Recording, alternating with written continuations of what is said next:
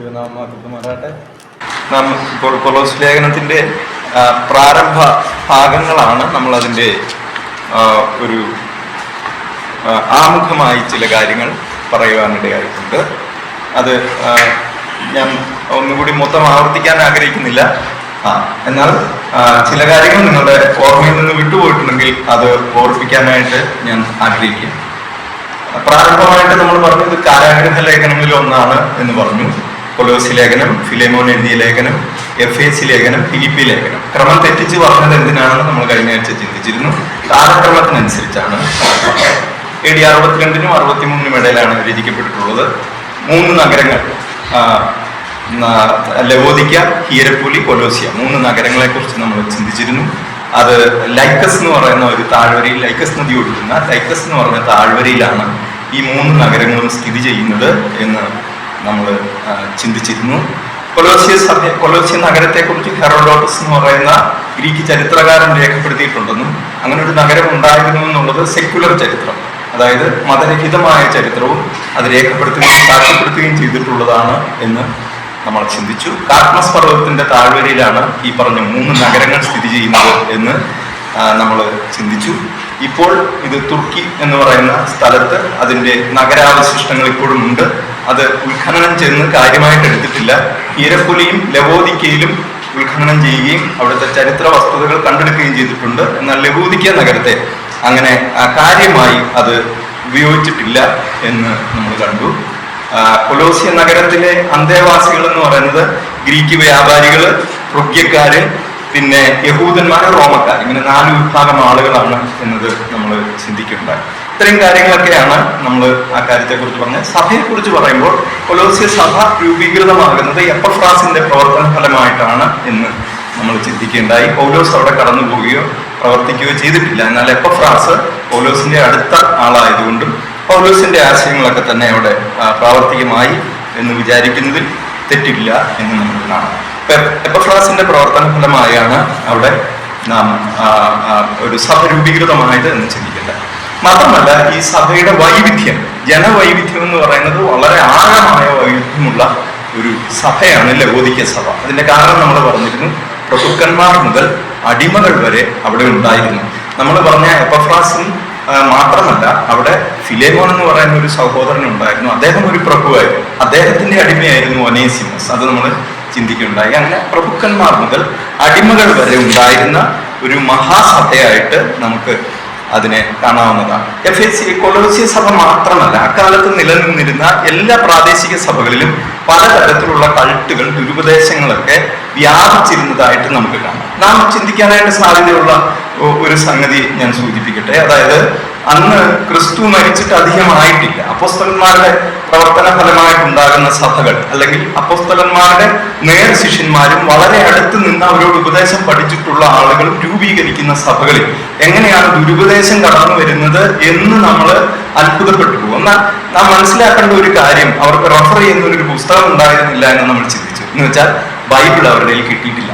അപ്പോൾ അങ്ങനെ ഒരവസ്ഥയിൽ അവരുടെ കയ്യിൽ കിട്ടിയിട്ടുള്ള ചർമ്മലിഖിതങ്ങൾ, പൗലോസൊക്കെ കൊടുത്തുവിടുന്നത് ചർമ്മലിഖിതങ്ങളൊക്കെ ആയിരിക്കും, അല്ലെങ്കിൽ ഈ പാപ്പറസിന്റെ തുലിയിലൊക്കെ എഴുതുന്നതായിട്ടുള്ള രേഖകളാണ് അവരുടെ കയ്യിൽ കിട്ടുന്നത്. അതിന്റെ മാനുസ്ക്രിപ്റ്റുകൾ എന്നാണ് അതിന് പറയുക. അത് കൈമാറി വരുമ്പോൾ അത് പകർത്തി എഴുതുകയാണ് ചെയ്യുക. പ്രിന്റിങ് ടെക്നോളജി ഒന്നും അന്ന് കണ്ടുപിടിച്ചിട്ടില്ല. അതൊക്കെ ഉണ്ടാകുന്നത് പിന്നെ 14 നൂറ്റാണ്ട് കഴിഞ്ഞതിന് ശേഷം.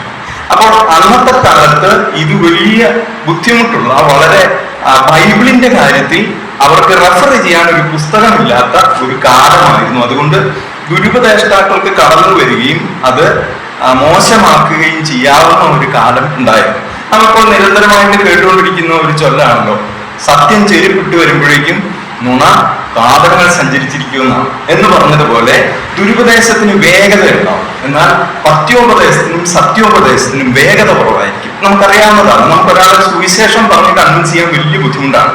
എന്നാൽ ഒരു നുണ പറഞ്ഞ് കൺവിൻസ് ചെയ്യാൻ യാതൊരു ബുദ്ധിമുട്ടില്ല. അതാണ് സത്യം ചെരുപ്പിട്ട് വരുമ്പോൾ നുണ പാദങ്ങൾ സഞ്ചരിച്ചിരിക്കും എന്ന് പറയുന്നതിന്റെ കാര്യം. അപ്പൊ സുവിശേഷത്തിന്റെ വ്യാപനത്തിനും യഥാർത്ഥ സുവിശേഷത്തിന്റെ സന്ദേശം അനുസരിച്ച് അപ്പോസ്തലന്മാർ പരിശുദ്ധാത്മ നിയോഗപ്രകാരം വിഭാവനം ചെയ്ത രീതിയിലുള്ള ഉപദേശങ്ങൾ നിലനിൽക്കുന്ന സുന്ദരമായ പ്രാദേശിക സഭകളുടെ ഉള്ളിലേക്കാണ് ഈ ദുരുപദേശങ്ങൾ നമ്മൾ പറഞ്ഞതുപോലെ വളരെ വേഗത്തിൽ പടർന്നു കയറാൻ ഇടയായിട്ടുള്ളത് എന്ന് നമുക്ക് കാണാം.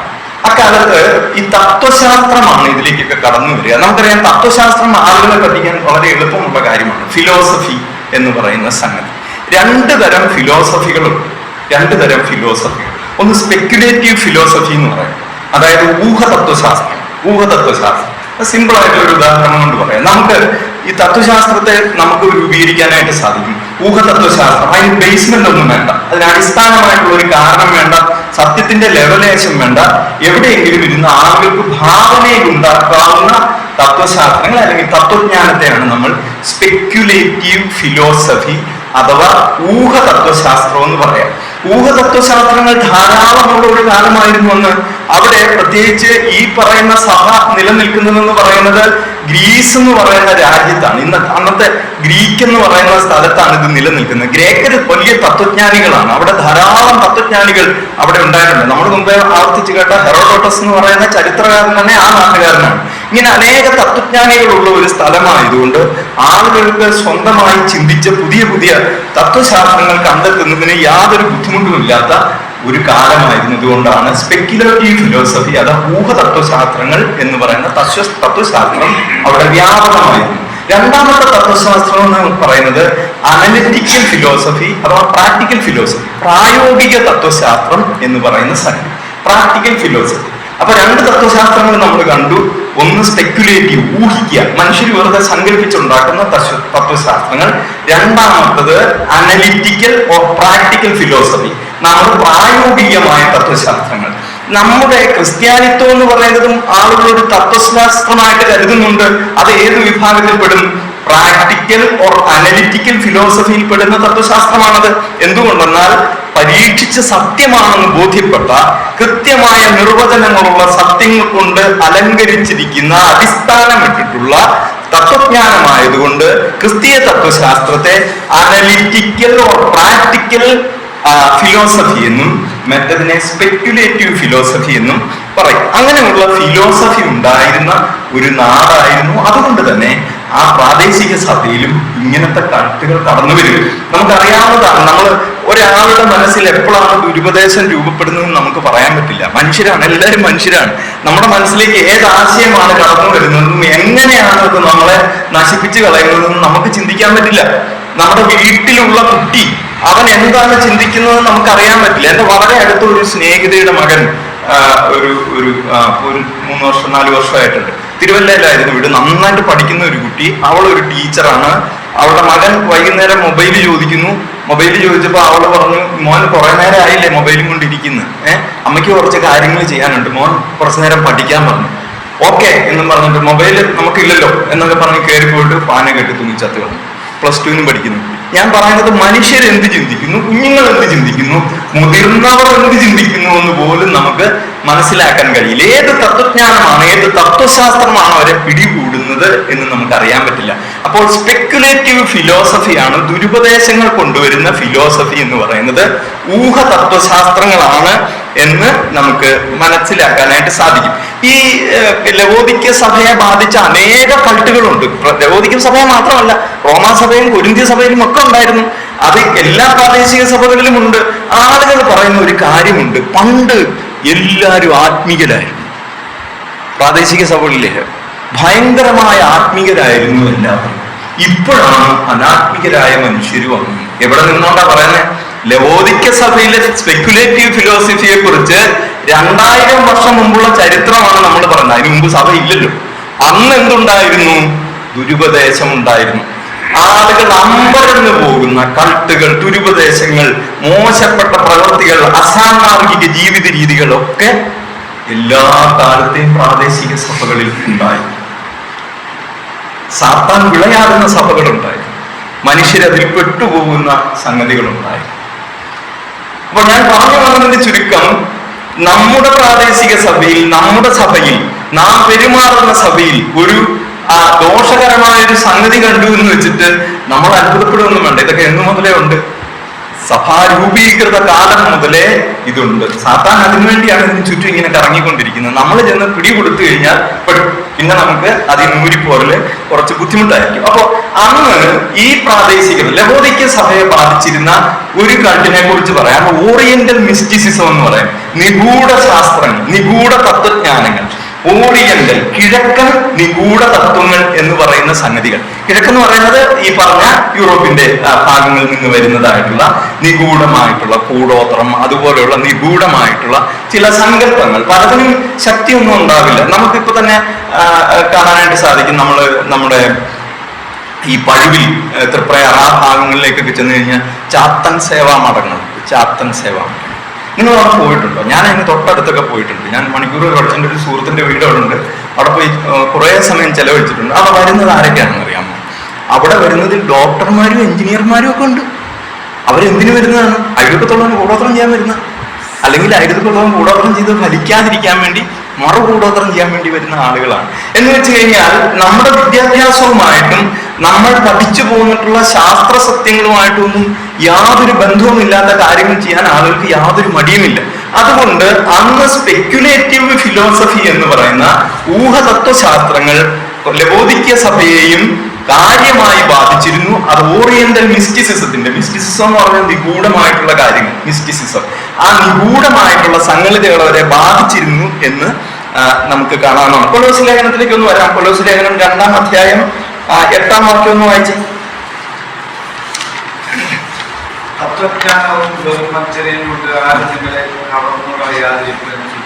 മതി, ബാക്കി മതി.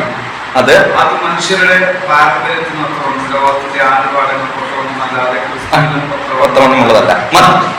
നോക്കൂ, അവിടെ കൊലോസ്യ സഭയ്ക്ക് കത്തെഴുതുമ്പോ, അപ്പൊ ഞാൻ പറഞ്ഞത് ഞാൻ ഊഹിച്ചു പറഞ്ഞതാണ് എന്ന് തോന്നുന്നുണ്ടെങ്കിൽ ഞാൻ തെളിവ് തരാൻ പോവാ. എന്താ പറഞ്ഞിരിക്കുന്നത്? തത്വജ്ഞാനവും വെറും വഞ്ചനയും കൊണ്ട് ആരും നിങ്ങളെ കവർന്നു കളയാതിരിപ്പാൻ സൂക്ഷിക്കും. ആരും എന്ത് ചെയ്യാതിരിപ്പാൻ സൂക്ഷിക്കുന്ന പറഞ്ഞേ? കവർന്ന് കളയാ. കവരുക എന്നുള്ളതിന്റെ പച്ച മലയാളത്തിലെ വാക്കേതാ? മോഷ്ടിക്കുക, അല്ലെ? ആരെ മോഷ്ടിക്കുക? നിങ്ങളെ മോഷ്ടിക്കുക. എന്തു പറഞ്ഞു മോഷ്ടിക്കുക? തത്വജ്ഞാനം പറഞ്ഞു മോഷ്ടിക്കുക. അപ്പോൾ ലവോദിക്ക സഭയെ അന്ന് ബാധിച്ചിരുന്നതായ മഹാരോഗത്തെ കുറിച്ച് പൗലോസ് കത്തെഴുതി കൊടുത്തു വിടുമ്പോൾ അതിനെക്കുറിച്ച് ഇവർക്കൊരു മുന്നറിയിപ്പ് കൊടുത്തു. എന്താണ്? നിഗൂഢ മതങ്ങൾ, നിഗൂഢ തത്വശാസ്ത്രങ്ങൾ, സ്പെക്യുലേറ്റീവ് ഫിലോസഫി, ഊഹതത്വശാസ്ത്രങ്ങൾ ഒക്കെയും നിങ്ങളുടെ സമീപത്തുണ്ട്. അത് നിങ്ങൾ എന്ത് ചെയ്യണം? കവർന്നു കളയാതിരിപ്പാൻ സൂക്ഷിക്കുന്നു. ഞാനൊരു ചോദ്യം ചോദിക്കട്ടെ, ഒരു ടെക്നിക്കൽ ക്വസ്റ്റ്യൻ. ഈ കവർന്നു കളയാതിരിപ്പാൻ സൂക്ഷിക്കേണ്ടത് ദൈവത്തിന്റെ പണിയല്ല, അല്ലേ? അല്ല. അത് ആരുടെ പണിയാണ്? അത് നമ്മുടെ പണിയാണ്. നിങ്ങളെല്ലാം ഇങ്ങനെ, ഞാൻ എന്നെ പോലുള്ള ഒരു ആത്മജ്ഞാനിയുടെ മുമ്പിൽ വന്ന് ഇങ്ങനെ ഇരിക്കുന്നതിന്റെ കാരണം എന്താ? ഈ തത്വജ്ഞാനങ്ങൾ കവർന്നു കളയാതിരിക്കാനുള്ള എന്തെങ്കിലും ആയുധം ഇയാളുടെ കയ്യിലുണ്ടെങ്കിൽ അതൊന്നെടുക്കാം എന്ന് വിചാരിച്ചിട്ടല്ലേ വന്നിരിക്കുന്നത്.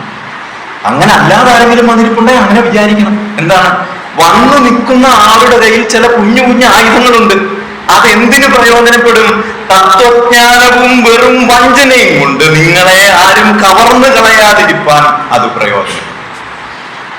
ഒന്നാമതായിട്ട് പ്രാദേശിക സഭയുടെ കെട്ടുറപ്പ് നിലനിൽക്കുന്നത് അതിലെ വിശ്വാസികളുടെ ഉപദേശ വിഷയങ്ങളിലുള്ള നിശ്ചയത്തിന്മേലാണ്. ആളുകൾ ചിലർ പറയുന്നേക്കാം, സംഗതി ശരിയാണ്, ഭാഗികമായിട്ട് ശരിയാണ്. കർത്താവിന്റെ സഭയാണ്, നമ്മൾ എന്ത് ചെയ്താലും കർത്താവിനറിയാം. അങ്ങനൊന്നും അല്ല കേട്ടോ. അത് നമ്മൾ എന്ത് ചെയ്യണം? നമ്മൾ ജാഗ്രതയോടെ ഇരിക്കണം. നമ്മൾ ജാഗ്രതയോടെ ഇരിക്കണമെങ്കിൽ എന്തറിയണം? നമുക്ക് വചനം അറിയണം. വചനം അറിഞ്ഞാൽ മാത്രമേ ജാഗ്രതയോടെ ഇരിക്കാനും ഈ പറഞ്ഞ ഊഹതത്വശാസ്ത്രങ്ങൾക്കെതിരെ നമുക്ക് പൊരുതി വിശ്വാസികളായി നിലനിൽക്കാനും സാധിക്കൂ. നമ്മൾ വിചാരിക്കുന്നത് പോലെ പിന്നെ സാത്താൻ അലറുന്ന പിശാച് പോലെ വരുമെന്നൊക്കെ പറയുന്നത്. സാത്താൻ പാണ്ടിട്ടിട്ട് അയ്യകെട്ടിയും വരും. അവൻ കൊണ്ടുവരുന്ന തത്വശാസ്ത്രങ്ങൾ നമ്മുടെ ജീവിതത്തെ, നമ്മുടെ വിശ്വാസ ജീവിതത്തെ ആകമാനം തകിടം മറിക്കുന്ന തരത്തിൽ ക്രൂരമായതായിരിക്കും എന്നും നമുക്ക് കാണാം.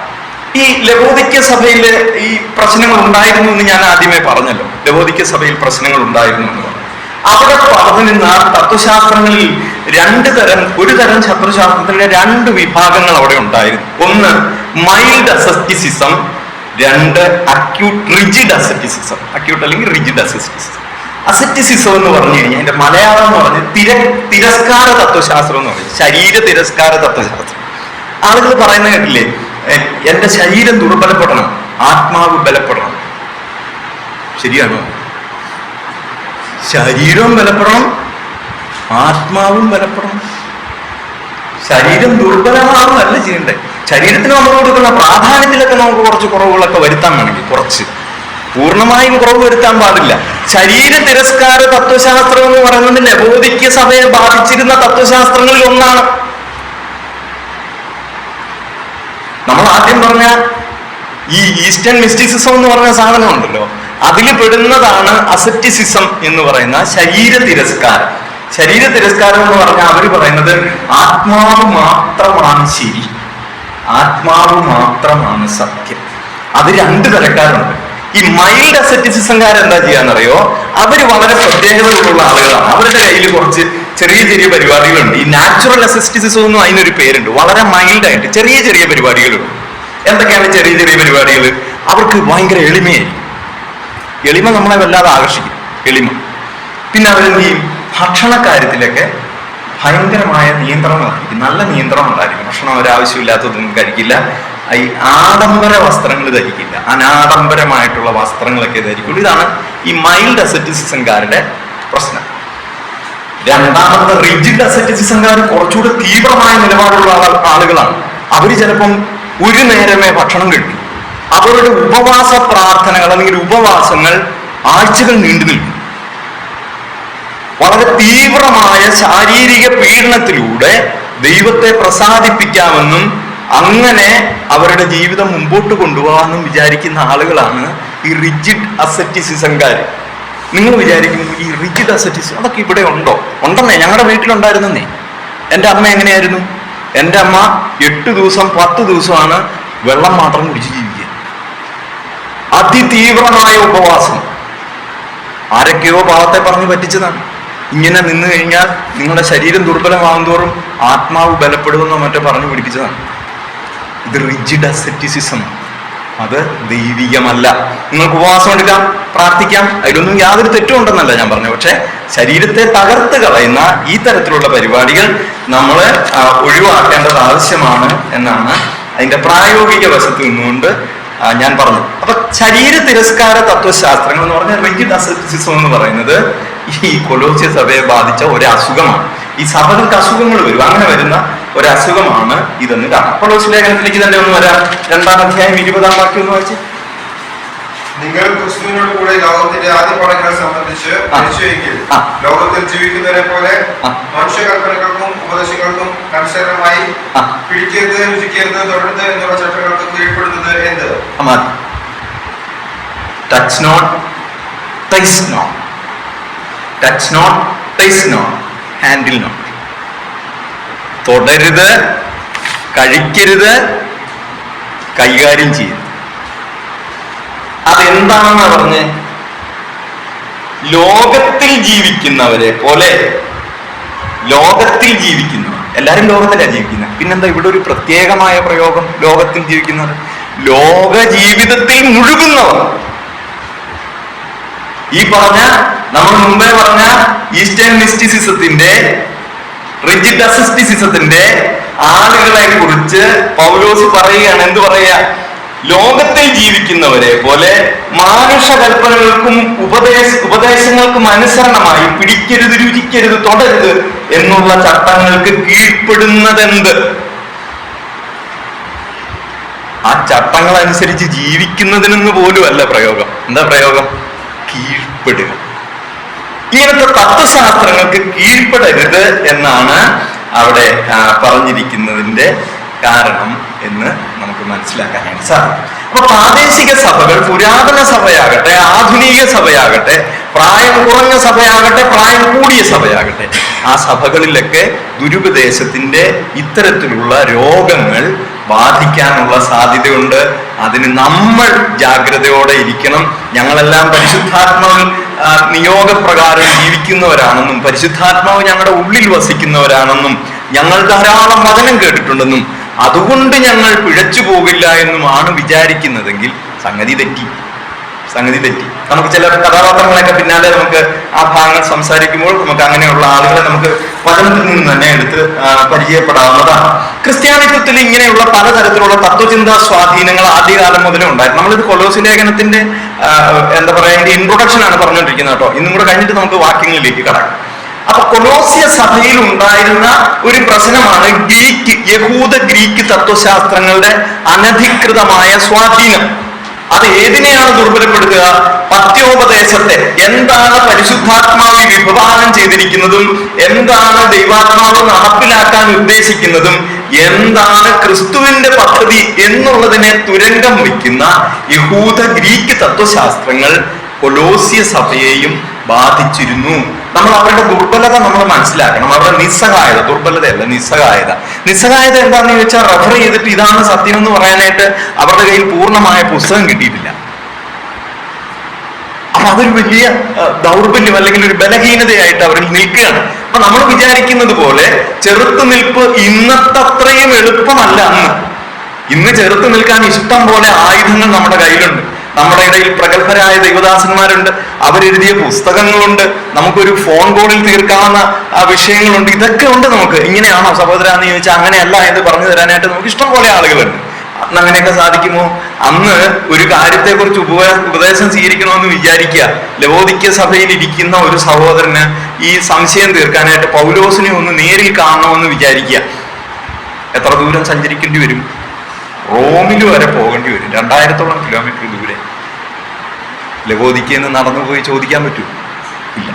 അപ്പോ അങ്ങനെയുള്ള നിസ്സഹായ അവസ്ഥകളിൽ കൂടിയാണ് ഈ സഭകളൊക്കെ കടന്നു പോന്നിരുന്നത് എന്ന് നമുക്ക് കാണാം. കൊലോസ്യ ലേഖനം 1-ാം അധ്യായം 4-ാം വാക്യം ഒന്ന് വായിച്ചേ. അന്നത്തെ ഒരു സംഭവം പറയാം. നമ്മുടെ ജീവനായ ക്രിസ്തു വെളിപ്പെടുമ്പോൾ നിങ്ങളും അവരോട് കൂടി തേജസ്സിൽ വെളിപ്പെടും. അതല്ലോ ഞങ്ങളുടെ വിശ്വാസത്തെയും സകല വിശുദ്ധന്മാരോടും സ്നേഹത്തെക്കുറിച്ച് ഞങ്ങൾ കേട്ടിട്ട് നിങ്ങൾക്ക് വേണ്ടി പ്രാർത്ഥിക്കുന്നു. നിങ്ങളുടെ വിശ്വാസത്തെയും സകല വിശുദ്ധന്മാരോടും നിങ്ങൾക്കുള്ള സ്നേഹത്തെയും. അക്കാലത്ത് കൊലോസ്യ സഭയിൽ വന്നിരുന്ന ദുരുപദേഷ്ടാക്കന്മാർ പഠിപ്പിച്ചിരുന്നത് ജ്ഞാനത്താലാണ് രക്ഷ വരുന്നത് എന്നാണ്. ജ്ഞാനമാണ് രക്ഷയ്ക്ക് നിദാനമായിട്ടുള്ള സംഗതി എന്നാണ് കൊലോസ്യ സഭയിൽ കടന്നുകൂടിയ ദുരുപദേഷ്ടാക്കന്മാരും. അവരെങ്ങനെയാണ് ഇത് പ്രചരിപ്പിക്കുന്നതെന്ന് ചോദിച്ചു കഴിഞ്ഞാൽ നിസ്സാര പണിയുള്ളൂ. വീട്ടിൽ പോയി സംസാരിക്കാം. നമ്മുടെ വീടുകളിലേക്ക് സുവിശേഷം കൊണ്ട് വേറെ ആളുകൾ വരും. അപ്പൊ അവർ നമ്മൾ പ്രധാനക്കാരാണെന്ന് പറയുമ്പോൾ അവരുടെ സംസാര രീതി മാറും. ചിലരവര് നമുക്കെല്ലാം അറിയാവുന്ന ഓർത്ത് ഇട്ടിട്ട് ഓടുന്ന ആളുകളുണ്ട്. നമുക്കൊന്നും അറിയില്ല എന്നുള്ളത് അവർ സംസാരിച്ച് കഴിയുമ്പോഴേ മനസ്സിലാവും. അതുകൊണ്ടാണ് ബ്രദറൻകാർ വചന പഠനത്തിൽ ഇപ്പൊ നമ്മുടെ ഇടയിലുള്ള ഒരു പൊതുവെയുള്ള ഒരു ചിന്തയാണ്, നമ്മൾ പഴയ ആൾക്കാരുടെ ബലത്തിലാണ് പിടിച്ചു നിൽക്കുന്നത്. എം ഇ ചെറിയാൻ സാറും കെ വി സൈമൺ സാറും ഒക്കെ ഉണ്ടായിരുന്ന കാലത്ത് അന്നുണ്ടായിരുന്ന ജ്ഞാനം അവരുടെ ഫ്രെയിമിൽ പിടിച്ചാണ് ഇപ്പൊ നിൽക്കുന്നത്. തിരിച്ചും മറിച്ചും 4 ചോദ്യം ചോദിച്ചാൽ പരിപാടി പാലിക്കും. അന്യഭാഷ ഉണ്ടോ എന്ന് ചോദിച്ചാൽ ഉണ്ടല്ലോ, ആൾക്കാർ പറയുന്നുണ്ടല്ലോ എന്ന് പറയുന്ന ആളുകൾ നമ്മുടെ ഇടയിലുണ്ട്. അപ്പൊ ഇങ്ങനെ അടിസ്ഥാന ഉപദേശങ്ങളെ സംബന്ധിച്ചുള്ള അജ്ഞത നമ്മൾ മറച്ചു വയ്ക്കുന്നത് നമ്മുടെ പൂർവികരായിട്ടുള്ള സഹോദരന്മാരുടെ പ്രശസ്തിയുടെ ബലത്തിലാണ്. അങ്ങനെ പോരല്ലോ, നമുക്ക് കാര്യങ്ങൾ അറിയണമല്ലോ. അതുകൊണ്ട് ലവോദിക്യ സഭയിൽ ജ്ഞാനത്താലാണ് രക്ഷ വരുന്നത് എന്നുള്ള സംഗതിയെ പൗലോസ് കാണിക്കുന്നത് നിങ്ങളുടെ വിശ്വാസത്തെയും സകല വിശുദ്ധന്മാരോടും നിങ്ങൾക്കുള്ള സ്നേഹത്തെയും, നിങ്ങളുടെ വിശ്വാസം, നിങ്ങളുടെ ആത്മബലം, നിങ്ങൾ വിശ്വാസത്തിൽ നിലനിൽക്കുന്നത്, നിങ്ങളൊരു പ്രാദേശിക സഭയോട് ചേർന്ന് നിൽക്കുന്നത് നിങ്ങളുടെ ആത്മബലത്താലല്ല, നിങ്ങളുടെ വിശ്വാസത്തിന്റെ ബലത്താലാണ്. സുവിശേഷം കേട്ടുണ്ടാകുന്ന വിശ്വാസത്തിന്റെ ബലം അതിതീവ്രമായ ഒന്നാണ്. അതുകൊണ്ട് ഇവരുടെ ആ ഒരു തത്വചിന്ത നമുക്ക് ഖണ്ഡിക്കാനായിട്ട് സാധിക്കുന്നതാണ്. ഇവരുടെ ലവോദിക്യ സഭയെ ബാധിച്ചിരുന്ന, നമ്മൾ മുമ്പേ പറഞ്ഞ ഈസ്റ്റേൺ മിസ്റ്റിസിസത്തിന്റെ ഭാഗമായിട്ട് അവർ കൊണ്ടുവരുന്നിരുന്ന ഒരു സങ്കല്പനമാണ് പാപശരീരം. ശരീരം മുഴുവൻ പാപമാണ്. ശരീരവുമായി ബന്ധപ്പെട്ടത് മുഴുവൻ പാപമാണ്. ശരീരം തന്നെ പാപമാണ്. ഈ ശരീരം പാപമാണ്. ഞാൻ ആദ്യം മുമ്പ് പറഞ്ഞിരുന്ന ഒരു വാക്ക് നിങ്ങൾ ഓർക്കുന്നുണ്ടോ? ശരീര തിരസ്കാരം. ശരീര തിരസ്കാരം കുറച്ചുകൂടി സിമ്പിളായിട്ട് ആവിഷ്കരിക്കാനായിട്ട് സാധിക്കും. എന്താണ്? ശരീരം മുഴുവൻ പാപമാണ്. അപ്പൊ ആഹാരം കഴിച്ചാൽ എന്ത് സംഭവിക്കും? ശരീരം ബലപ്പെടും. എന്ന് വെച്ചാൽ പാപം ബലപ്പെടും. അപ്പൊ എന്ത് ചെയ്യണം? ഉപവാസം ഇരിക്കും. ഈ തത്വശാസ്ത്രം ഈ അടുത്തെങ്ങാനും കേട്ടതായിട്ടോ ആരെങ്കിലും അനുവർത്തിക്കുന്നതായിട്ടോ നിങ്ങൾക്ക് തോന്നുന്നുണ്ടോ? ഉണ്ടല്ലോ. 6 ദിവസത്തെ ഉപവാസം, 7 ദിവസത്തെ ഉപവാസം. എൻ്റെ വീടിന്റെ നേരെ മുകളിൽ കുറച്ചങ്ങോട്ട് കയറിപ്പോയി ഞങ്ങളുടെ അമ്മായിയൊക്കെ താമസിക്കുന്നു. ഇപ്പൊ അവർ പോയി, പ്രായമായി കഴിഞ്ഞപ്പോൾ അവരുടെ മക്കളുടെ അടുത്തേക്ക് പോയി. അവിടെ 6 ദിവസം ഉപവാസം ഉണ്ടായിരുന്നു.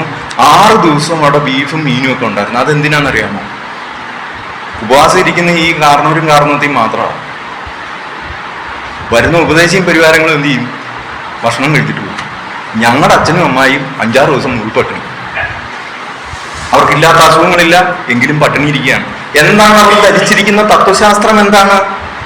നിങ്ങളുടെ ശരീരം ദുർബലപ്പെടുമ്പോൾ ആത്മാവ് ബലപ്പെടും. എൻ്റെ പ്രിയ സഹോദരന്മാരെ, അങ്ങനെ ഒരു സംഗതി ഇല്ല. അതല്ല അതിന്റെ ആശയം, അങ്ങനെയൊന്നുമല്ല. അത് നമുക്ക് പിന്നീട് വിശദമാക്കാം. നിങ്ങൾ പട്ടിണി ഇരുന്ന്, നിങ്ങൾ ഉപവാസം ഇരുന്ന് നിങ്ങളുടെ ശരീരം ദുർബലപ്പെടുത്തിക്കൊണ്ട് നിങ്ങളുടെ ആത്മാവ് ബലപ്പെടുകയൊന്നുമില്ല. നിങ്ങൾക്ക് ചിന്ത ഫോക്കസ് ചെയ്യാൻ പറ്റില്ല. ഞാൻ വലിയ യാതനയിൽ കൂടിയൊക്കെ പഠിക്കാൻ പോയിട്ടുള്ള ആളാണ്. വീട്ടിലൊക്കെ വലിയ ബുദ്ധിമുട്ടൊക്കെ ഉണ്ടായിരുന്നു.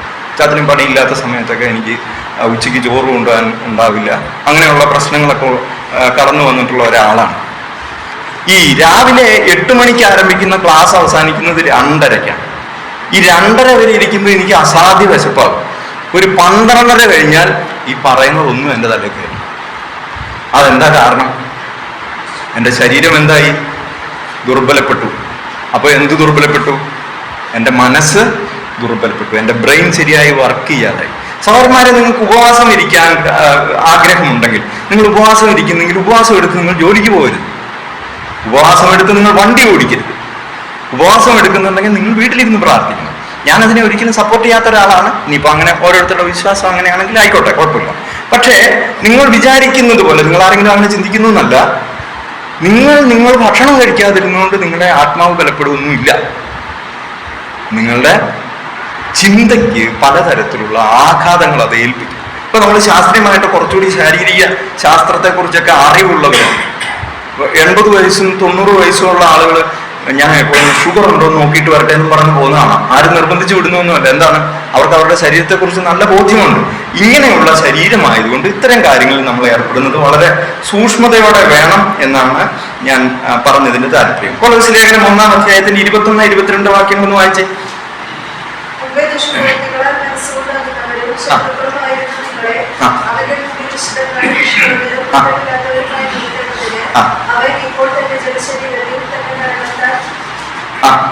നിരപ്പിച്ചു. ദുഷ്പ്രവർത്തികളാൽ മനസ്സുകൊണ്ടകന്നവരും ശത്രുക്കളുമായിരുന്നു നമ്മളുടെ അവസ്ഥയാണ്. ഈ പാപശരീരം എന്ന തത്വചിന്തയെ പൂർണ്ണമായി ഖണ്ഡിക്കുന്ന സംഗതികൾ അതിലുണ്ട്. പാപശരീരം എന്ന് പറയുന്നത് ശരീരം മുഴുവൻ പാപമാണെന്ന് ചിന്തിക്കുന്ന ആളുകൾ. ശരീരം മുഴുവൻ പാപമൊന്നുമല്ല. ആരാ പറഞ്ഞ ശരീരം മുഴുവൻ പാപമാണെന്ന്? ശരീരം ആരാ സൃഷ്ടിച്ചേ? ദൈവമല്ലേ ശരീരം സൃഷ്ടിച്ചേ. ശരീരം മുഴുവൻ പാപമല്ല. അത് നമ്മുടെ ലബോദിക്കക്കാർക്ക് ബാധിച്ചിരുന്നതായ ഒരു തത്വചിന്തയുടെ നൂല് ഇങ്ങനെ പടർന്ന് താഴത്തേക്ക് വന്ന് ഇപ്പൊ നമ്മുടെ സമാന്തരമായിട്ടുള്ള സഭാവിഭാഗങ്ങളെയൊക്കെ ഗ്രസിച്ചിരിക്കുന്ന ദുരുപദേശത്തിന്റെ ഒരു ഭാഗമാണ് ശരീരം പാപമാണെന്നുള്ളത്. ശരീരം കൊണ്ട് പാപം ചെയ്യാം. അതുകൊണ്ട് ശരീരം കത്തി കൊണ്ടൊരാളെ കുത്തിക്കൊല്ലാം. അതുകൊണ്ട് കറുക്കത്തി പോലും വീട്ടിൽ വേണ്ടെന്ന് വെക്കുന്നത് പോലെയാണ് ശരീരം വേണ്ടെന്ന് വിചാരിക്കും. ശരീരം വേണമല്ലോ. അപ്പൊ പാപശരീരം എന്നുള്ള സങ്കല്പത്തെ പൗലോസ് അതിനെക്കുറിച്ച് വിശദമായി പറയുന്നത് മുമ്പേ ദുഷ്പ്രവർത്തികളാൽ മനസ്സുകൊണ്ടാകുന്നവരും ശത്രുക്കളുമായിരുന്നവരെ വിശുദ്ധരും നിഷ്കളങ്കരുമായി കുറ്റമില്ലാത്തവരായി നിർത്തേണ്ടതിന് അവനിപ്പോൾ തന്റെ ജഡശരീരത്തിൽ തന്റെ മരണത്താൽ നിരപ്പിച്ചു. അപ്പൊ അതുകൊണ്ട് പാപശരീരം എന്നുള്ള സങ്കല്പം അങ്ങനെ അത് ക്യാൻസലായി പോകുന്നു എന്ന് നമുക്ക് കാണാം. പാപശരീരം എന്നുള്ള വ്യത്യസ്തമായ ഒരു തത്വചിന്താ പദ്ധതിയുടെ ഭാഗമാണ്. അത് നമ്മൾ വിചാരിക്കുന്ന പോലെ നമ്മുടെ ശരീരം മുഴുവൻ പാപമാണ് എന്ന ആശയമല്ല അത് സംവദിക്കുന്നത് എന്ന് നമുക്ക് കാണാം. ഏകരക്ഷകൻ എന്നുള്ള സംഗതിയെ കൊലോസ്യ സഭയിലുള്ള ചില ആളുകൾ വെല്ലുവിളിച്ചിരുന്നു. കൊലോസ്യ സഭയിൽ അങ്ങനെ ഒരു പ്രശ്നം ഉണ്ടായിരുന്നു. കൊലോസ്യ ലേഖനം 1-ാം അധ്യായം 19-ാം വാക്യം കൊണ്ടാണ് പൗലോസ് അതിനെ ഖണ്ഡിക്കുന്നത്. അവനിൽ സർവ്വസമ്പൂർണതയും വസിപ്പാനും അവൻ ക്രൂശിൽ ചൊരിഞ്ഞ രക്തം കൊണ്ട് അവൻ മുഖാന്തരം സമാധാനം ഉണ്ടാക്കി ഭൂമിയിലുള്ളതോ സ്വർഗത്തിലുള്ളതോ സകലത്തെയും അവനെ കൊണ്ട് തന്നോട് നിരപ്പിപ്പാനും പ്രസാദം തോന്നി. ഏകരക്ഷകൻ എന്നുള്ളത് സങ്കല്പത്തെ ഖണ്ഡിക്കുന്ന ആ ആശയത്തെ പൗലോസ് ഇങ്ങനെ പൂർണ്ണമായും നിരസിക്കുന്നതായിട്ട് നമുക്ക് കാണാം. മറ്റൊരു കൾട്ടായിരുന്നു അവിടെ ഗ്രസിച്ചിരുന്ന കൊലോസ്യ സഭയെ ഗ്രസിച്ചിരുന്ന ജ്ഞാനമതമെന്ന്, നോസ്റ്റിസിസം, ജ്ഞാനമതം, ജ്ഞാനവാദം എന്നൊക്കെ പറയുന്നത്. ജ്ഞാനവാദം നമുക്ക് കൊലോസ്യ ലേഖനത്തിൽ നേരിട്ടുള്ളതായ ചില പ്രയോഗങ്ങൾ അതിനെ സംബന്ധിച്ച് നമുക്ക് കാണാം. ഈ ജ്ഞാനമതക്കാർ ബൈബിളിനെ വ്യാഖ്യാനിച്ചിരുന്നത് അലിഗറിക്കലിയാണ്. അലിഗറി എന്ന് പറഞ്ഞാൽ എന്താ പറയാ, നമ്മള് നേരിട്ടുള്ള വ്യാഖ്യാനമല്ലാത്ത ചില വ്യാഖ്യാനങ്ങൾ, അന്യാപദേശം അല്ലെങ്കിൽ രൂപകാത്മകമായ വ്യാഖ്യാനം. ഒരു ഉദാഹരണം പറയാം, ഞെട്ടിക്കുന്ന ഉദാഹരണമാണ്. എന്താ സംഭവം എന്നറിയാമോ? ഈ അലിഗറിക്കലി വ്യാഖ്യാനിക്കുന്നത് ആളുകൾ പറയുന്നതാണ്. ഇത് ഈ ലവോദിക്യ സഭയിൽ ഉണ്ടായിരുന്ന ഈ ജ്ഞാനമതക്കാർ മാത്രം പറയുന്ന, ലവോദിക്യ സഭ മാത്രമല്ല, അവിടെയുള്ള എല്ലാ സഭകളിലും ജ്ഞാനമതക്കാരുടെ ചില ആളുകൾ അതിനു മുമ്പിലൊക്കെ ഉണ്ടായിരുന്നു. അവർ പറയുന്ന ഒരു വാദം എന്താണെന്നറിയാമോ? അത് ഞെട്ടിയില്ലെങ്കിൽ ഒന്ന് ഞെട്ടണം മനഃപൂർവ്വം. എന്താണെന്നറിയോ? ക്രിസ്തു ഉയർത്തു എന്നുള്ളത് അത് ഒരു സങ്കല്പമാണ്. എന്താന്ന് വെച്ച് കഴിഞ്ഞാൽ, കമ്മ്യൂണിസ്റ്റുകാരൊക്കെ അവരുടെ രക്തസാക്ഷികൾ ഉണ്ടായി കഴിയുമ്പോൾ ഒരു മുദ്രാവാക്യം വിളിക്കുന്നത് കേട്ടിട്ടുണ്ടോ? രക്തസാക്ഷി മരിക്കുന്നില്ല, ജീവിക്കുന്നു ഞങ്ങളിലൂടെ. രക്തസാക്ഷി മരിച്ചോ? മരിച്ചു അല്ലെ? യാഥാർത്ഥ്യം എന്താണ്? മരിച്ചു. പക്ഷെ അവരെന്താണ് വിചാരിക്കുന്നത്? അല്ലെങ്കിൽ അവര് ഉൾക്കൊള്ളുന്ന ആശയം എന്താണ്? വളരെ തീവ്രമായ, നല്ല ഉന്നതമായ ആശയമാണ്. ജീവിക്കുന്നു ഞങ്ങളിലൂടെ അവർ ജീവിക്കുന്നു, മരിച്ചിട്ടില്ല, ഞങ്ങളിലൂടെ ജീവിക്കുന്നു. അതിനെ നമുക്ക് അലിഗറിക്കൽ എന്നാണ് പറയാം. അലിഗറി ആയിട്ടുള്ള വ്യാഖ്യാനം എന്ന് വെച്ച് കഴിഞ്ഞാൽ നമ്മുടെ പ്രതിരൂപാത്മകമായിട്ടുള്ള, രൂപകമായിട്ടുള്ള ഒരു വ്യാഖ്യാനം, സങ്കല്പനമാണ്. ക്രിസ്തു മരിച്ചിട്ട് ഉയർത്തിട്ടില്ല എന്ന് അവർ പറയുന്നതാണ്. ആക്ഷരികമായി ഉയർത്തിട്ടില്ല. പിന്നെ എന്താണ്? ക്രിസ്തു മരിച്ചെങ്കിലും ക്രിസ്തുവിന്റെ ആശയങ്ങൾ നിലനിൽക്കുന്നു, അത്രേ ഉയർത്തും. എങ്ങനെയുണ്ട് വ്യാഖ്യാനം? എവിടെ ഇരുന്നുകൊണ്ടാണ്? ലവോദിക്യ സഭയിൽ ഇരുന്നുകൊണ്ട് ജ്ഞാനമതക്കാരനായ ഒരുത്തൻ ഒരു ഉപദേശിൽ നിന്ന് പ്രസംഗിക്കുമ്പോൾ മറ്റവന്റെ ചെവി പറയാം, എടാ ഈ ഉയർത്തെന്നൊക്കെ പറയുന്നുണ്ടല്ലോ, പുള്ളിയുടെ ആശയം ഇവിടുന്ന് പോയിട്ടില്ലെന്നാണ്. ഈ കേൾക്കുന്ന ദുർബലനായ സഹോദരൻ എന്ത് വിചാരിക്കും? പുള്ളി കണ്ടിട്ടില്ലല്ലോ ഉയർക്കുന്നത്. അപ്പൊ ഇദ്ദേഹം പറയുന്നത് ശരിയായിരിക്കാം എന്നിട്ട് പുള്ളിക്ക് ഉറപ്പില്ലെങ്കിലും കുറെ കാലം കൊണ്ട് ഇത് ഉറയ്ക്കും. നമുക്കൊരു ഒരു ഒരു ദുർഗുണമുണ്ടെന്ന് വിചാരിക്കട്ടെ. നമുക്കൊരു ദുശീലമുണ്ടെന്ന് വിചാരിക്കും. ഈ സൈക്കോളജി പഠിക്കുന്ന, എൻ്റെ മകൻ സൈക്കോളജിയാണ് പഠിക്കുന്നത്. അപ്പൊ ഞാൻ അവൻ വായിക്കുന്നതൊക്കെ ഇങ്ങനെ ശ്രദ്ധിച്ച് കേൾക്കാറുണ്ട്. അപ്പൊ ഈ സൈക്കോളജിയിൽ പറയുന്ന ഒരു സംഗതി എന്താണെന്ന് അറിയാമോ? നിങ്ങൾക്കൊരു ദുശീലമുണ്ടെങ്കിൽ, if it is not challenge, അതിനെ മറ്റൊരാൾ വെല്ലുവിളിച്ചില്ലെങ്കിൽ നമ്മളത് തുടർന്നുകൊണ്ടിരിക്കും. ഇപ്പൊ എനിക്ക് മോഷണം എന്ന് പറയുന്ന ഒരു സ്വഭാവം ഉണ്ടെന്ന് വിചാരിക്കാം. എനിക്ക് മോഷണം എന്ന് പറയുന്ന ഒരു സ്വഭാവമുണ്ട്. ഞാൻ മോഷ്ടിക്കുന്നുവെന്ന് കാണുന്ന ആളുകൾ, സാബുവല്ലേ എന്തെങ്കിലും ആയിക്കോട്ടെ എന്ന് എല്ലാവരും വിചാരിച്ചു കഴിഞ്ഞാൽ ഞാൻ എന്നേലും മോഷണം നിർത്തുവോ? ഞാൻ ഒരിക്കലും മോഷണം നിർത്തില്ല. ഞാൻ വലിയ വലിയ മോഷണങ്ങളിലേക്ക് പോകും. But if it is challenge, ഒരാൾ പറയാണ് നീ എന്തിനാണ് എൻ്റെ മുറ്റത്ത് കിടന്ന തേങ്ങ പെറുക്കൊണ്ട് പോയെന്ന് ഒരാൾ എന്നോട് ചോദിച്ചു കഴിഞ്ഞാൽ പിന്നെ അവന്റെ മുറ്റത്തുനിന്ന് പെറുക്കാൻ എനിക്കൊരു പേടി തോന്നും അല്ലേ? ദുരുപദേശത്തിന്റെ കാര്യം ഇങ്ങനെയാണ്. ചലഞ്ച് ചെയ്തില്ലെങ്കിൽ അത് വളരും. ഒരു പ്രാദേശിക സഭയിൽ ക്രിസ്തു ഉയർത്തിട്ടില്ല എന്നതും ക്രിസ്തു ഉയർത്തു എന്ന് പറയുന്നത് ഒരു സങ്കല്പനമാണെന്നും അത് അലിഗറിക്കലായിട്ട് വ്യാഖ്യാനിക്കാവുന്ന തരത്തിൽ ദുർബലമായ തെളിവുകൾ മാത്രമുള്ള ഒരു സംഭവമാണെന്നും ഒരാൾ പറഞ്ഞു കൊടുത്താൽ അതങ്ങനെയല്ല എന്നും അനേക സാക്ഷികളുണ്ടെന്നും ക്രിസ്തു ആക്ഷരികമായി ഉയർത്തിട്ടുണ്ടെന്നും അവൻ അനേകർക്ക് പ്രത്യക്ഷനായെന്നും ആളുകൾ നോക്കി നിൽക്കെ സ്വർഗാരോഹണം ചെയ്തുവെന്നും തെളിയിക്കാനായിട്ട് വേദപുസ്തകത്തിൽ വാക്യങ്ങളുണ്ടെന്ന് പറയാൻ സാധിക്കുമ്പോൾ ദുരുപദേശക്കാരൻ ഈസ് ചലഞ്ച്, വെല്ലുവിളിക്കപ്പെട്ടു. പിന്നീട് അവൻ എന്ത് ചെയ്യില്ല? ഒന്നുകിൽ അവൻ ഇങ്ങോട്ടുള്ള വരവ് നിർത്തും, അല്ലെങ്കിൽ ഈ ഫോൾസ് ഇൻഫർമേഷൻ സ്പ്രെഡ് ചെയ്യുന്നവൻ നിർത്തും. ഇതാണ് ചലഞ്ചിന്റെ ഗുണം. അതാണ് നാം ഇവിടെ ജ്ഞാനമതത്തെ സംബന്ധിച്ച് പറയാനായിട്ട് സാധിക്കുന്ന കാര്യം. അവരതിനെക്കുറിച്ച് പറയുന്നത് ഇല്യൂഷനാണ്, സങ്കല്പനമാണെന്നൊക്കെ പറഞ്ഞു കളയും. ഇത് ഇവര് മാത്രമല്ല, ഏതെങ്കിലും തരത്തിൽ ക്രിസ്തീയ ഉപദേശങ്ങളെ നശിപ്പിക്കണമെന്നോ ദുർവ്യാഖ്യാനം ചെയ്യണമെന്നോ വിചാരിക്കാത്ത സാധുക്കളായിട്ടുള്ള ആളുകളും ഇതിനെ അലിഗറിക്കലായിട്ട് വ്യാഖ്യാനിക്കുന്നത് നമുക്ക് കാണാം. അങ്ങനെ വ്യാഖ്യാനിക്കുന്നവർ കാണാം, അലിഗറിക്കായിട്ടുള്ള വ്യാഖ്യാനം. ഈ പറഞ്ഞ നമ്മുടെ രൂപകാത്മകമായിട്ടുള്ള അന്യാപദേശ വ്യാഖ്യാനം എന്ന് മലയാളത്തിൽ പറയും. പല മലയാളം വാക്കുകളും നമുക്ക് ഇംഗ്ലീഷ് വാക്കിനോളം പരിചയമില്ല. അതുകൊണ്ടാണ് ഞാൻ ഈ അലിഗറി എന്ന് പറഞ്ഞുകൊണ്ടേയിരുന്നു. ഇങ്ങനെ വ്യാഖ്യാനിക്കാനായിട്ട് സാധിക്കും. ജ്ഞാനമതക്കാർ ലവോദിക്യ സഭയിൽ ചെയ്തുകൊണ്ടിരുന്നത് ക്രിസ്തുവിന്റെ ഉയർപ്പ് ഇങ്ങനെയാണ് എന്ന് വ്യാഖ്യാനിക്കുകയാണ്. ഇത് കഥയായിട്ട് പറഞ്ഞതല്ല, അങ്ങനെ വ്യാഖ്യാനിക്കപ്പെട്ടിരുന്നു.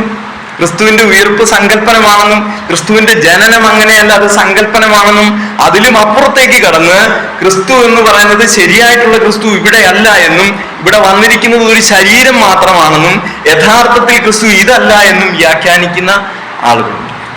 ഇസ്ലാമിസ്റ്റുകൾ വ്യാഖ്യാനിക്കുന്നത് ശ്രദ്ധിച്ചിട്ടുണ്ടോ? ക്രിസ്തു എന്തു ചെയ്തു? ക്രിസ്തു ക്രൂശിക്കപ്പെട്ടിട്ടില്ല എന്നാണ് അവർ പറയുന്നത്. ക്രിസ്തു ക്രൂശിക്കപ്പെട്ടിട്ടില്ല എന്ന് പറയും.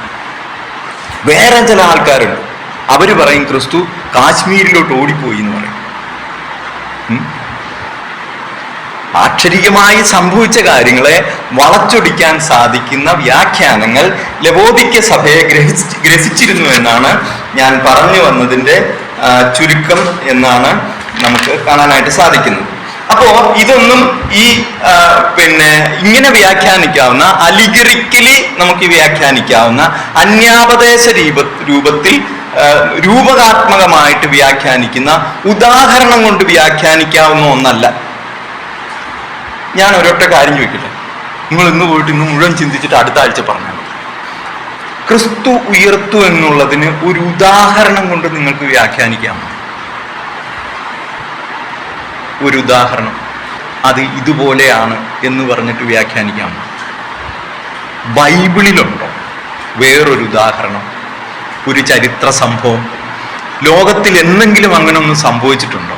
ഇല്ല, അങ്ങനെ സംഭവിച്ചിട്ടില്ല. അത് ഒരെണ്ണേ സംഭവിച്ചിട്ടുള്ളൂ. ലാസർ ഉയർപ്പിച്ചത് കർത്താവ് തന്നെ ഉയർപ്പിച്ചതാണ്. ആ ലാസർ പിന്നീട് മരിക്കണ്ടായി അല്ലേ?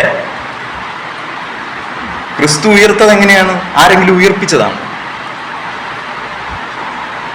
അപ്പോ സമാനതകളില്ലാത്ത, സമാന്തരങ്ങളില്ലാത്ത, ഉദാഹരണങ്ങൾ കൊണ്ട് വ്യാഖ്യാനിക്കാൻ കഴിയാത്ത ഒരു മഹാസംഭവമാണ് ക്രിസ്തുവിന്റെ ഉയർപ്പ്. ലവോദിക്യ സഭയിൽ ഉണ്ടായിരുന്ന ജ്ഞാനമതക്കാർ അതിനെ വ്യാഖ്യാനിച്ചത് അത് ക്രിസ്തു ആക്ഷരികമായി ഉയർത്തതല്ല, അദ്ദേഹത്തിന്റെ ആശയങ്ങൾ ഇപ്പോഴും നിലനിൽക്കുന്നു എന്നാണ് ഉയർപ്പെന്നുള്ളതിന്റെ വ്യാഖ്യാനം എന്ന് പറഞ്ഞു കളഞ്ഞു, പഠിപ്പിച്ചു കളഞ്ഞു. ഈ ലവോദിക്യ സഭയിൽ ജ്ഞാനമതം ഉണ്ടാകുമ്പോൾ ജ്ഞാനമതം ക്രിസ്തുവിന്റെ ജനനത്തിന് ശേഷമുണ്ടായ ഒരു മതമല്ല. ജ്ഞാനവാദം ക്രിസ്തുവിന്റെ ജനനത്തിന് അവൻ ശരീരമെടുക്കുന്നതിന് മുമ്പുള്ള ഒരു മത ആശയമാണ് ജ്ഞാനമതത്തിന്റെ ആശയം. എന്ന് വെച്ച് കഴിഞ്ഞാൽ അന്ന് തന്നെ വേര് പടർന്ന് എല്ലാ തരത്തിലുള്ള ആളുകളെയും ആകർഷിച്ചിരുന്ന ഒരു തത്വചിന്തയായിരുന്നു ജ്ഞാനമതം. അത് വിശാലമായ ഒന്നാണ്, അനേക ആശയങ്ങളെ അത് ഉൾക്കൊള്ളും. അങ്ങനെയാണ് ക്രിസ്തുമതത്തിന്റെ ആശയത്തെ ഉൾക്കൊണ്ടത്. എന്നിട്ട് അവരുടേതായ ഒരു വ്യാഖ്യാനം ഉണ്ടാക്കി. എന്താണ്? ക്രിസ്തു ഉയർത്തിട്ടൊന്നുമില്ല, അതൊക്കെ ഒരു സങ്കല്പനമാണെന്ന് പറയുന്നതാണ് അവരുടെ വ്യാഖ്യാനമായിട്ട് നമുക്ക് കാണാൻ സാധിക്കുന്നത്. പൗലോസ് ഈ ലേഖനത്തിൽ അനേക തരത്തിൽ തന്റെ വ്യക്തിനിഷ്ഠമായ അനേക കാര്യങ്ങൾ പറയാനിടയായിട്ടുണ്ട്. വ്യക്തിനിഷ്ഠമായിട്ടുള്ള അനേക ഉദാഹരണങ്ങൾ അല്ലെങ്കിൽ അനേക സംഗതികൾ താൻ പറയാനിടയായിട്ടുണ്ട് എന്ന് നമുക്ക് കാണാവുന്നതാണ്. ഈ അസറ്റിസിസം എന്ന് പറഞ്ഞതിനെ കുറിച്ച് കുറച്ച് കാര്യങ്ങൾ കൂടെ പറയാനുണ്ട്. ഞാനത് പറഞ്ഞു, വല്ലാതെ പരത്തി പറഞ്ഞ് നമ്മുടെ സമയം ഒത്തിരി കളയണ്ടെന്ന് വെച്ചിട്ടാണ് ഞാൻ ആ കാര്യത്തെക്കുറിച്ച് പറയാതിരുന്നത്. അതുപോലെ തന്നെ ബാധിച്ചിരുന്ന വേറൊരു സംഗതിയെ കുറിച്ചൊന്ന് സൂചിപ്പിച്ചു പോകണം. ജൂയിഷ് ലീഗലിസം എന്ന് പറയും. ജൂയിഷ് ലീഗലിസം എന്ന് പറഞ്ഞു കഴിഞ്ഞാൽ ഈ ന്യായപ്രമാണത്തിനെ ആശ്രയിച്ചിട്ടുള്ളത്. അതിന്റെ ആശയങ്ങൾ ഇവരെ ബാധിച്ചിരുന്നു. എന്താണ് ന്യായപ്രമാണം പറയുന്നത്? ഈ ആത്മരക്ഷയെക്കുറിച്ച് ന്യായപ്രമാണത്തിന് വളരെ വ്യത്യസ്തമായ ഒരു വ്യാഖ്യാനമാണുള്ളത്. ന്യായപ്രമാണത്തെ ആശ്രയിക്കുന്ന ജൂയിഷ് ഫിലോസഫിയെ, യഹൂദന്മാരുടെ തത്വശാസ്ത്രം വെച്ചിട്ട് ഈ രക്ഷ എന്ന് പറയുന്നത് വിശ്വാസം കൊണ്ടുണ്ടാകുന്നതല്ല, പ്രവർത്തികളാൽ ഉണ്ടാകുന്നതാണ്. അപ്പൊ പാപം ചെയ്തു കഴിഞ്ഞാൽ അതിന് അവൻ ശിക്ഷ അനുഭവിച്ചേ പറ്റൂ, ഇങ്ങനെ ക്രിസ്തുവിൽ വിശ്വസിച്ചുകൊണ്ട് പാപമോചനം ഒന്നും ലഭിക്കില്ല എന്ന ആശയക്കാർ എവിടെ ഉണ്ടായിരുന്നു എന്നാ പറയുന്നത്? പ്രാദേശിക സഭയിലുണ്ടായിരുന്നു. ചില സഹോദരന്മാരൊക്കെ നമ്മളോട് ഇരുന്ന് പറയും, നമ്മുടെ സഹോദരന്മാർ, പുറത്തുനിന്നുള്ള സഹോദരന്മാരൊന്നുമില്ല, നമ്മുടെ സഹോദരന്മാർ പറയും നമ്മൾ രക്ഷിക്കപ്പെട്ടെന്ന് പറഞ്ഞിട്ടുള്ള കാര്യം എന്താ? നമ്മുടെ പ്രവൃത്തിക്കൊക്കെ നമ്മൾ അനുഭവിക്കുക തന്നെ ചെയ്യും അവിടെ പോയിട്ട്. എന്ന് വെച്ച് കഴിഞ്ഞാൽ നമ്മൾ രക്ഷിക്കപ്പെട്ടതിന് ശേഷം ഏതെങ്കിലും തരത്തിലുള്ള പാപങ്ങൾ നാം ചെയ്തു പോയിട്ടുണ്ടെങ്കിൽ കണക്ക് പറഞ്ഞ് അവിടെ നരകത്തിലേക്ക് കൊണ്ടുപോയി നമ്മളെ ശിക്ഷിക്കുമെന്നാണ് പറയുന്നത്. അത് ആര് പറയുന്നതാണ്? നമ്മുടെ സഹോദരന്മാർ പറയുന്നതാണ്. ദുരുപദേശത്തിന്റെ വ്യാപ്തി ഇവിടെ ഒന്നും ഒതുങ്ങുന്നതല്ല. അത് വളരെ തീവ്രമായി മനുഷ്യരെ ബാധിക്കുന്ന ഒന്നാണ് എന്ന് നമുക്ക് കാണാം. അതുകൊണ്ടാണ് ജൂവിഷ് ലീഗലിസം എന്ന് പറയുന്ന ആ ഒരു ആശയം കൂടി ഈ പ്രാദേശിക സഭയെ ഗ്രസിച്ചിരുന്നുവെന്ന് ഞാൻ പറഞ്ഞതിന്റെ ചുരുക്കം. പൗലോസ് വ്യക്തിനിഷ്ഠമായ ചില ബയോഗ്രഫിക്കൽ നോട്ട്സ് എന്ന് പറയും, ചില വ്യക്തിനിഷ്ഠമായ ചില സംഗതികൾ കൊലോസി ലേഖനത്തിലൂടെ താൻ പറഞ്ഞു പോയിട്ടുണ്ട്. അത് നമുക്ക് ഒന്ന് നോക്കിപ്പോവാം. കൊലോസി ലേഖനം 1-ാം അധ്യായം 1-ാം വാക്യം. കൊലോസി ലേഖനം 1-ാം അധ്യായം 1-ാം വാക്യം. മതി.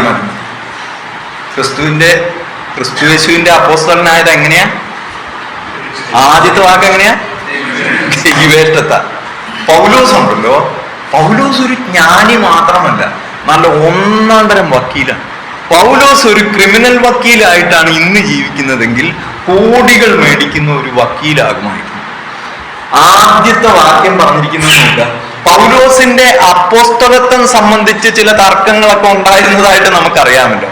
കൊലോസ്യ സഭയിൽ ആർക്കെങ്കിലും അങ്ങനെയുള്ള ആശയങ്ങൾ ഉണ്ടെങ്കിൽ എല്ലാ ദുരുപദേശങ്ങളുടെയും കൂടാരമായിട്ട് കൊലോസ്യ സഭയെ പൗലോസ് കണ്ടു എന്ന് വേണമെങ്കിൽ നമുക്ക് കരുതാം.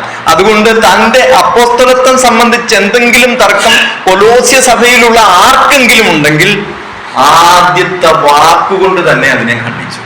പൗലോസ് അപ്പോസ്തലനായത് എങ്ങനെയാ? ദൈവേഷ്ടം. പ്രിയ ദൈവമക്കളെ, നമുക്കും ഇങ്ങനെ തന്നെ പറയാൻ പറ്റും. ദൈവേഷ്ടത്താൽ വിശ്വാസിയായിത്തീർന്ന കുഞ്ഞുമോൻ സഹോദരൻ, ഷാജി സഹോദരൻ, ജോയി സഹോദരൻ, ജോസഫ് സഹോദരൻ, ആരെ വേണേ പറയാം. എങ്ങനെയായത്? ദൈവേഷ്ടത്താൽ. ഇതൊരു ഭയങ്കര ഇഷ്ടമാണ്. ഇതിനെ നമുക്ക് ഇൻക്ലൂസീവ് എന്ന് പറയാം. എന്ന് വെച്ചാൽ ഉൾക്കൊള്ളുന്ന സ്നേഹം. ഉൾക്കൊള്ളുന്ന സ്നേഹം ആരെയും ഉൾക്കൊള്ളും. വലിപ്പ ചെറുപ്പങ്ങൾ, നിറഭേദങ്ങൾ, ജാതി മത വർണ്ണ വർഗ വ്യത്യാസങ്ങൾ ഇതൊന്നുമില്ലാതെ, ഉയരം കൂടിയവൻ ഉയരം കുറഞ്ഞവൻ, ഇതൊന്നുമില്ല. എല്ലാവരും എന്ത് ചെയ്തു? ദൈവേഷ്ടത്താൽ പൗലോസ് അപ്പോസ്തലനായതുപോലെ നാം ഓരോരുത്തരും അവന്റെ മക്കളായി തീർന്നത് ദൈവേഷ്ടത്താലാണ് എന്ന് നമുക്ക് പറയാനായിട്ട് സാധിക്കും. ഇത് പേഴ്സണലായിട്ടുള്ള, വ്യക്തിനിഷ്ഠമായിട്ടുള്ള, വ്യക്തിപരമായിട്ടുള്ള ഒരു തന്റെ ഒരു ആശയത്തെ താൻ അവതരിപ്പിച്ചതാണ്. 1-ാം അധ്യായം 23-ാം വാക്യത്തിലേക്ക് വരുമ്പോൾ, 1-ാം അധ്യായം 23-ാം വാക്യം ഒന്ന് വായിച്ചേ. ആകാശത്തിൻ കീഴെ സകല സൃഷ്ടികളെയും ഇടയിൽ ഘോഷിച്ചും പൗലോസ് എന്ന ഞാൻ ശുശ്രൂഷകനായി തീർന്നു. നിങ്ങൾ കേട്ടുമിരിക്കുന്ന സുവിശേഷത്തിന്റെ പ്രത്യാശയിൽ നിന്ന് നിങ്ങൾ ഇളകാതെ അടിസ്ഥാനപ്പെട്ടവരും സ്ഥിരതയുള്ളവരായ വിശ്വാസത്തിൽ നിലനിന്നുകൊണ്ടാണ് അങ്ങനെ അവന്റെ മുമ്പിൽ നിൽക്കും. വളരെ ദീർഘമായ ഒരു വാക്യമാണ്. അതിന്റെ പകുതിയിലുള്ള ഒരു ഭാഗമാണ് നമുക്ക് എടുക്കാനായിട്ടുള്ളത്. ഇടയിൽ ഘോഷിച്ചും പൗലോസ് എന്ന ഞാൻ ശുശ്രൂഷകനായി തീർന്നു. ദൈവേഷ്ടത്താൽ അപ്പോസ്തലനായി, പൗലോസ് എന്ന ഞാൻ ശുശ്രൂഷകനായി. ഈ അഭിമാനത്തോടെ ഞാൻ ശുശ്രൂഷകനാണെന്ന് പറയുന്ന ഒരു ജോലി ഇതേ ഉള്ളൂ. നമ്മളിപ്പോ ഞാനൊരു വീട്ടിൽ അവിടുത്തെ വേലക്കാരനാണെന്ന് വിചാരിക്കുക. അവിടെ ആരെങ്കിലും ആൾക്കാർ വരുമ്പോൾ നിങ്ങൾ ഇവിടുത്തെ ആരാന്ന് ചോദിക്കുമ്പോൾ ഞാൻ ഇവിടുത്തെ വേലക്കാരനാണെന്ന് പറയും. ഇല്ല അല്ലെ? എന്തായിരിക്കും? ഞാൻ വേറെ എന്തെങ്കിലും പദമായിരിക്കും ഉപയോഗിക്കുക അല്ലെ? ഞാനിവിടെ മറ്റേ കാറിന്റെ കാര്യങ്ങളൊക്കെ നോക്കുന്ന ആളാണ്, അല്ലെങ്കിൽ പറമ്പിന്റെ കാര്യങ്ങൾ നോക്കുന്ന കാര്യസ്ഥനാണെന്നൊക്കെ അല്ലേ പറയാ. നമ്മൾ ദൈവവേല ചെയ്യുന്ന ഒരാളോട് ചെന്നിട്ട് നിങ്ങൾ എന്ത് ജോലിയാണ് ചെയ്തെന്ന് ചോദിച്ചാൽ അവരെന്താണ് പറയാ? ദൈവവേല അല്ലെ? തങ്ങളെ തന്നെ വേലക്കാരനാണെന്ന് അവതരിപ്പിക്കാനായിട്ട് മടിക്കാത്ത, അഭിമാനപൂർവ്വം നമുക്ക് തന്നെ അവതരിപ്പിക്കാവുന്ന ഒരു മേൽവിലാസമാണ് വേലക്കാരൻ. എന്ത് വേലക്കാരൻ? ദൈവവേലക്കാരൻ. അപ്പോ ശുശ്രൂഷകനായിരിക്കാം. പൗലോസ് ശുശ്രൂഷകനാണ്. പൗലോസ് ശുശ്രൂഷിക്കപ്പെടുന്ന ആളല്ല, താൻ ശുശ്രൂഷകനാണ്. പൗലോസ് അത് അഭിമാനപൂർവ്വം നൂറ്റാണ്ടുകളായി നിലനിൽക്കുന്ന ഒരു ലേഖനത്തിൽ അത് എഴുതി പിടിപ്പിച്ചിരിക്കുകയാണ്. ഞാൻ ശുശ്രൂഷകനായി തീർന്നിരിക്കുന്നുവെന്ന് പറയുന്നതായിട്ട് നമുക്ക് കാണാം. 4-ാം അധ്യായം 3-ാം വാക്യത്തിലേക്ക് ഒന്ന് വന്നേ. തന്റെ അപ്പുറത്തെ ഈ കത്തെഴുത്തുമ്പോഴത്തെ സ്ഥിതിയും കൂടെ ഒന്ന് നോക്കിയിട്ട് പോകാം. 4-ാം അധ്യായം 3-ാം വാക്യം. എനിക്ക് ബന്ധനകാരണമായ ക്രിസ്തുവിന്റെ മരണം പ്രസ്താവിക്കപ്പെട്ടതുകൊണ്ട് ദൈവം ഞങ്ങളുടെ വചനത്തിന്റെ വാതിൽ തുറന്നു. അവിടെ പറഞ്ഞിരിക്കുന്നു നോക്കുക. എനിക്ക് ബന്ധനകാരണമായ, ബന്ധനസ്ഥനാണ്, ഞാനിപ്പോ ബന്ധനസ്ഥനാണ്. എനിക്ക് ബന്ധന കാരണമായ ഇപ്പോഴത്തെ തന്റെ അവസ്ഥ എന്ന് പറയുന്നത്, പ്രസന്റ് കണ്ടീഷൻ എന്ന് പറയുന്നത്, താൻ ബന്ധനസ്ഥനാണ് എന്നുള്ളതാണ് അവിടെ പ്രഖ്യാപിക്കുന്നത്. ഞാൻ ആദ്യമേ പറഞ്ഞത്, നമ്മളതിന്റെ ആമുഖമായിട്ട് പറഞ്ഞു പറഞ്ഞു പൗലോസ് തന്റെ നേരിട്ടുള്ള പ്രവർത്തനം മുഖാന്തരമല്ല കൊലോസ്യ സഭ രൂപപ്പെട്ടതെന്ന് പറഞ്ഞു. അതിനെ ബലപ്പെടുത്തുന്ന ചില കാര്യങ്ങൾ കൂടി പൗലോസ് അവിടെ പറഞ്ഞു പോകുന്നുണ്ട്. കൊലോസ്യ ലേഖനം 2-ാം അധ്യായം 1-ാം വാക്യം ഒന്ന് വായിച്ചേ. അല്ല, 2-ന്റെ 1.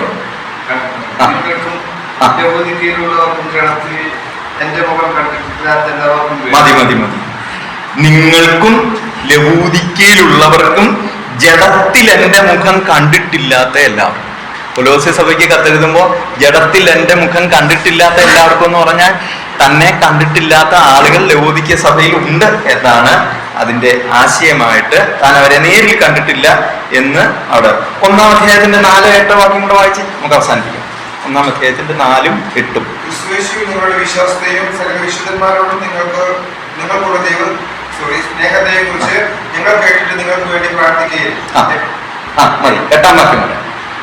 അവൻ നിങ്ങൾക്ക് വേണ്ടി ക്രിസ്തുവിന്റെ വിശ്വസ്ത ശുശ്രൂഷകനോ നിങ്ങൾക്ക് ആത്മാവിനായുള്ള സ്നേഹം ഞങ്ങളോട് അറിയിച്ചവനും ആവുന്നു. എപ്പഫ്രാസിനെ കുറിച്ചാണ് പറയുന്നത്. എപ്പഫ്രാസിൽ നിന്ന് കൊലോസ്യ സഭയിലുള്ള സഹോദരന്മാരെ കുറിച്ച്, സഹോദരിമാരെ കുറിച്ച്, കുഞ്ഞുങ്ങളെ കുറിച്ചൊക്കെ പൗലോസ് കേട്ടിട്ടുണ്ട്. പൗലോസ് അവരെ കണ്ടിട്ടില്ലെങ്കിലും പൗലോസ് അവരൊക്കെ നല്ല പരിചയമുള്ള ആളായിട്ട് തന്നെ അവതരിപ്പിക്കുന്നതായിട്ട് നമുക്ക് കാണാം. 2-ാം അധ്യായം 5-ാം വാക്യം കൂടെ വായിച്ച് നമുക്ക് നിർത്താം. ഞാൻ ശരീരം കൊണ്ട് ദൂരസ്ഥനെങ്കിലും ആത്മാവ് കൊണ്ട് നിങ്ങളുടെ കൂടെയുള്ളവരായി നിങ്ങളുടെ ക്രമവും ക്രിസ്തുവിൽ നിങ്ങൾക്കുള്ള വിശ്വാസത്തിന്റെ സ്ഥിരതയും കണ്ട് സന്തോഷിക്കുന്നു. ഞാൻ ശരീരം കൊണ്ട് ദൂരസ്ഥനാണ്, ഇപ്പോഴും ഞാൻ അടുത്തില്ല. ഇപ്പൊ എവിടെയാ?